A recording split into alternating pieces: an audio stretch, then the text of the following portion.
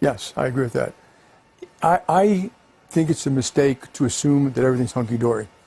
And, and when stock markets are up, it's kind of like this little drug we all feel. Like, it's just great, But remember, we've had so much fiscal and monetary stimulation, so I'm a little more on the cautious side, that we are facing a lot of things in 24 or 25.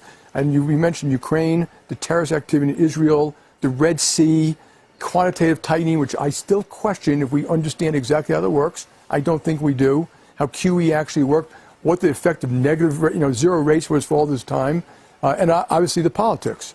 And, and then the Ukrainian war is affecting oil, gas, food, migration.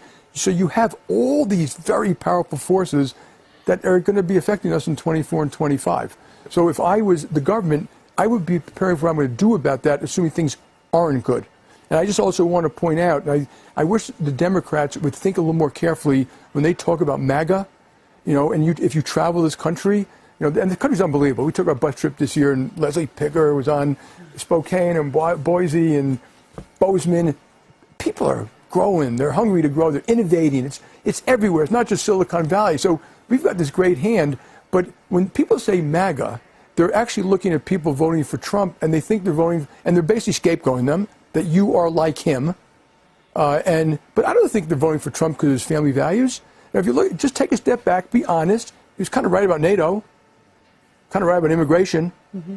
He grew the economy quite well. China virus. Tax reform worked. Mm-hmm. He was right about some of China. I don't like what he did. No, I said China virus. Yeah, I understand. He may have been right. And I don't like how he said things about Mexico. I don't like, but he wasn't wrong about some of these critical issues, and that's why they're voting for him. And I think people should be a little more respectful of our fellow citizens. And when you guys have people up here, you should always ask the why.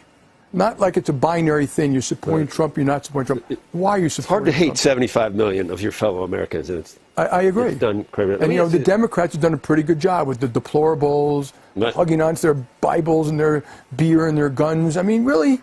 Could we just stop that stuff and actually grow up and treat other people with respect and listen to them a little bit?